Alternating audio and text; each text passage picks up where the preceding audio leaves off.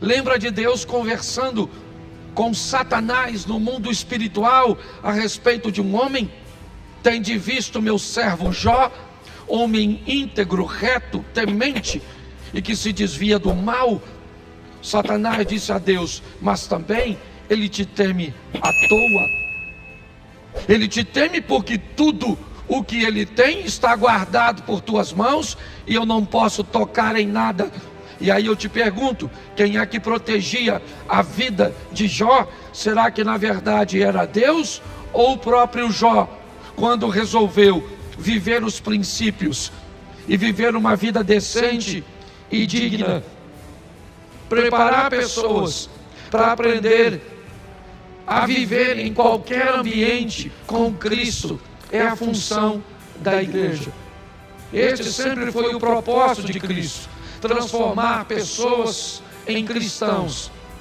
Só pode ser ou receber o título de cristão de verdade, passar a fase do crente para o cristão, aquele que consegue imitar a Cristo e mais, chamar a outras pessoas para imitá-lo. Como disse o apóstolo Paulo: sede meus imitadores, como eu sou de Cristo. É isso que nós precisamos fazer. Eu preciso ser claro com você.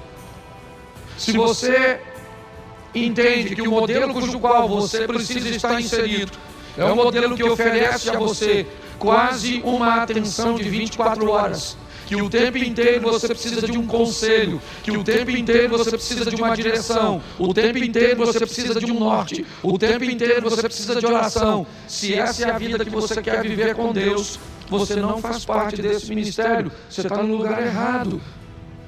Você pode estar coberto de oração como nós oramos aqui, mas você precisa se defender com suas próprias orações e ajudar outras pessoas também com elas.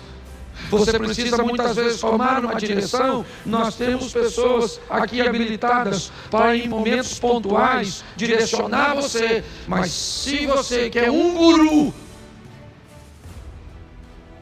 se você quer um coach, você está no lugar errado. Nós não estamos interessados em pessoas que querem viver esse estilo de vida.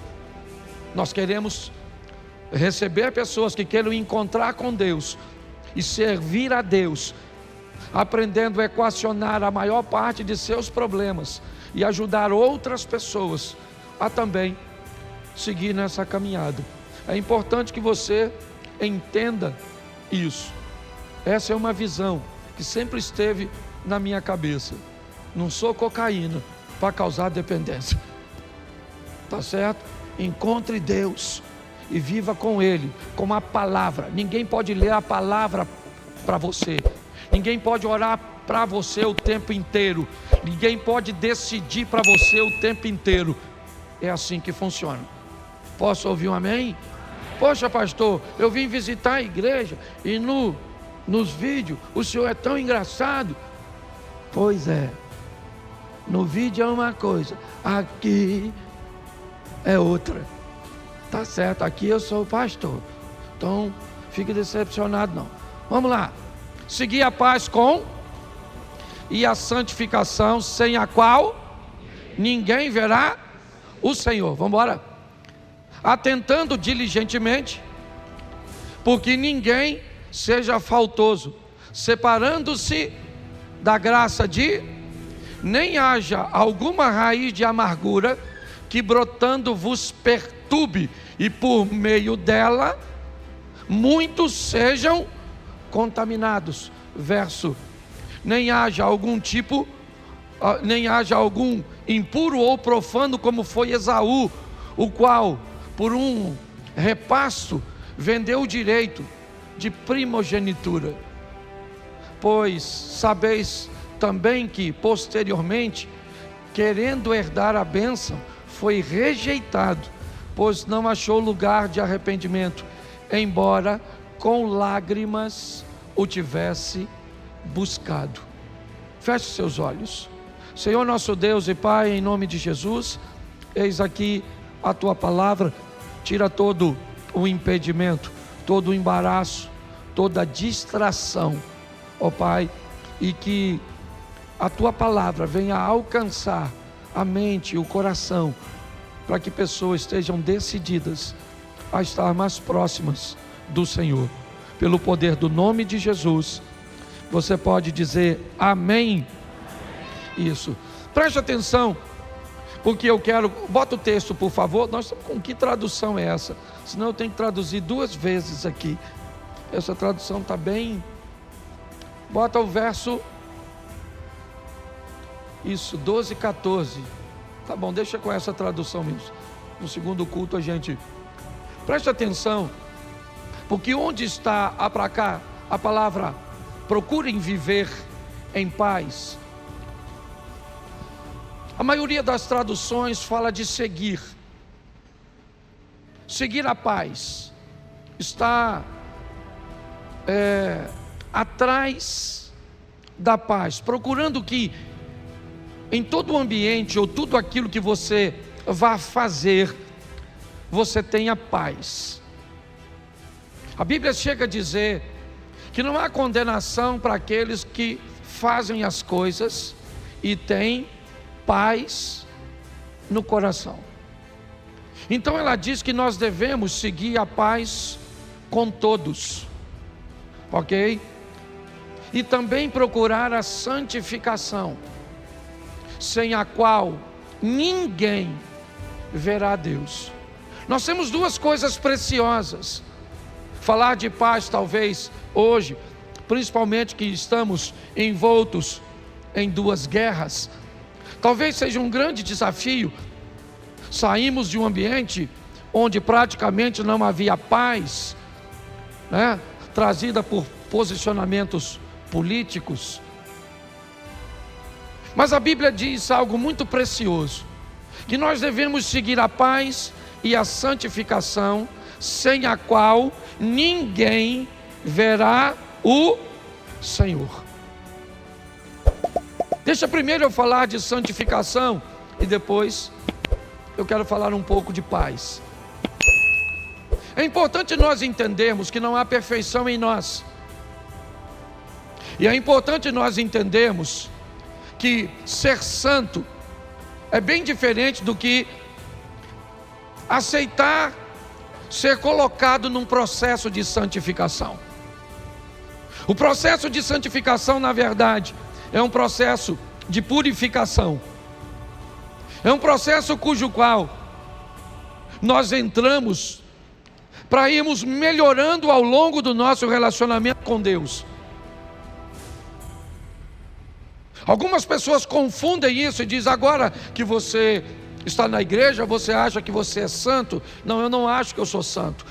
Eu tenho certeza que eu entrei num processo de santificação, onde à medida que eu for me relacionando com a palavra, me relacionando com a oração, me relacionando com pessoas que conseguiram e já estão em lugares que eu planejo estar daqui a alguns meses, daqui a alguns anos, isso me faz ter a consciência de que eu estou inserido num processo de santificação. Ele pode acontecer um pouco mais rápido e ser um pouco mais fácil para algumas pessoas. Para algumas pessoas é mais fácil em algumas áreas, mas é difícil em outras áreas. Algumas pessoas se convertem instantaneamente, entram nesse processo de santificação, e algumas coisas que são mais notórias, visíveis e relevantes podem desaparecer quase instantaneamente. Pessoas param de fumar instantaneamente, param de beber instantaneamente, param de falar palavrão instantaneamente, param com negócios ilícitos instantaneamente, conseguem uma vida, né, de castidade instantaneamente, mas nem todos conseguem tudo isso de forma simultânea. Algumas pessoas conseguem se converter numa área e não se converter na outra, pelo menos com a mesma intensidade. Mas esse é um processo de santificação que a Bíblia diz, sem o qual ninguém verá a Deus. É algo que precisa ser seguido, que nós precisamos entender, que precisamos estar envolvidos nesse sistema de santificação, onde a cada dia que passa, nós vamos nos aprimorando, vamos melhorando, vamos corrigindo a nossa rota. É muito comum, para aliviarmos da carga do nosso erro, focarmos no erro do outro. Então, se eu tenho dificuldade de me libertar da fofoca, o que eu faço? Eu foco na pessoa que tem dificuldade de se libertar com suas vestimentas. Então, para tirar a atenção sobre mim, que falo demais, certo? Eu até consigo alimentar meu erro, apontando o erro de alguém que está ainda com dificuldade no que diz respeito a algumas questões morais, certo? De suas vestimentas, ou de seu vocabulário, e de tantas outras coisas. Se nós vamos viver numa comunidade cristã, precisamos entender que todos nós estamos inseridos num processo de santificação, e que áreas para um serão mais fáceis de acessar do que outros. Por isso, talvez, que ao seguir, você consegue mudar aí para outra tradução? Nós temos outra. Isso, vê se consegue colocar a outra. Me ajuda aí. Isso, glória a Deus. Seguir a paz com todos e a santificação, sem a qual, então repita assim: sem santificação, ninguém verá a Deus. E nesse ninguém, eu estou incluído. Porque às vezes parece que a gente fala dos outros e não de nós. Então, ninguém que não esteja inserido nesse processo de santificação, ou que se permita inserir.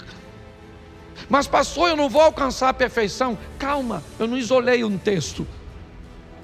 Eu vou te dar contexto para que você entenda isso.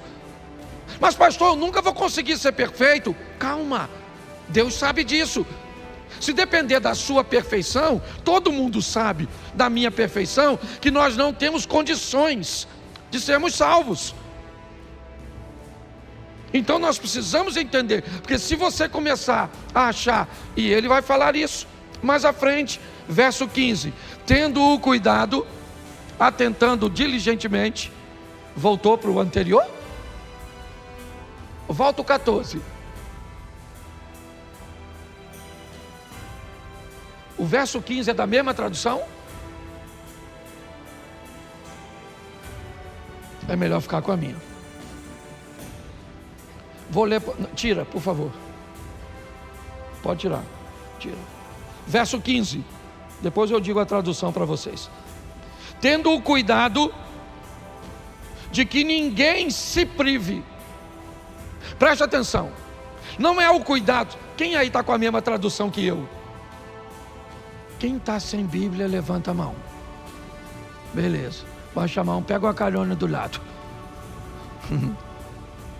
Verso 15: tendo o cuidado de que ninguém se prive da graça de... Presta atenção, não é ninguém que te prive, é você que pode ser capaz de se privar. Alguém pode convencer a você, alguma situação pode convencer a você de que você não é digno de ser acessado pela graça de Deus. A Escrita está dizendo, você tem que ter o cuidado para que você não se sinta indigno de receber a graça de... e de que nenhuma raiz de amargura brotando vos perturbe, e por ela muitos se contaminem. Presta atenção numa coisa que tem matado muita gente na igreja, certo? raiz de amargura.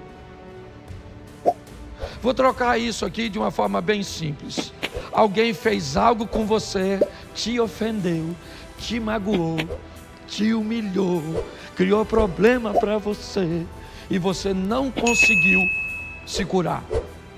Isso enraizou dentro de você, deixou você amargo e não contaminou apenas você.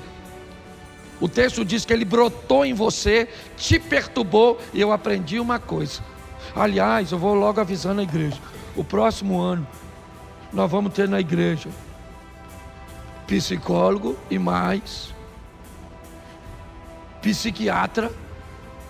É porque eu já estou descobrindo que não tem demônio que não consegue fazer com as pessoas.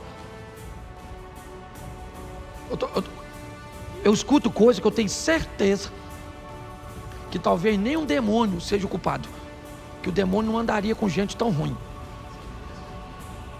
Eu brinco dizendo que tem gente que, se o diabo me pedir referência para levar, eu não dou.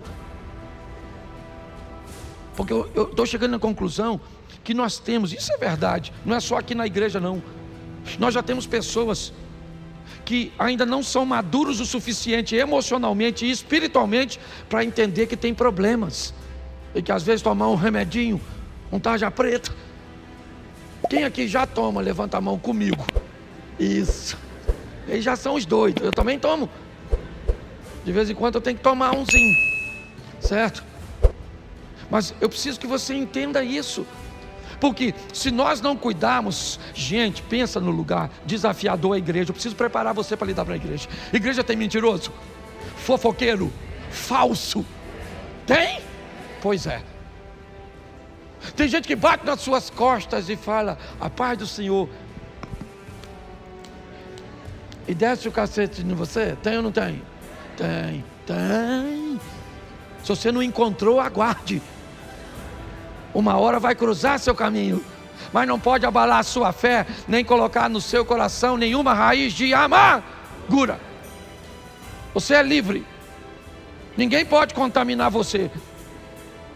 O texto está dizendo claramente que algumas pessoas, certo, com raiz de amargura, acabam ficando perturbadas, e por essas pessoas perturbadas, muitas pessoas são contaminadas, e nós precisamos viver no meio de tudo isso.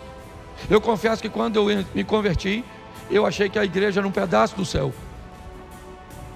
Depois da minha conversão, eu descobri que ela era o finalzinho sim do inferno. Eu estou falando sério. Então, se você não gosta de viver nesse ambiente desafiador, com gente que está em processo de santificar, seu lugar não é igreja. Igreja não é lugar de gente perfeita. Igreja é lugar de gente que está lutando. E umas estão lá na frente, outras estão no meio do caminho, outras estão lá atrás, e nós temos que aprender a conviver com todas elas. Tem gente boa na igreja? Tem gente séria? Gente que caminha com Deus? Claro que tem. Gente que já está lá, você olha nas costas, está brotando asa. Mas tem gente que você olha para a cabeça, ainda está diminuindo o chifre.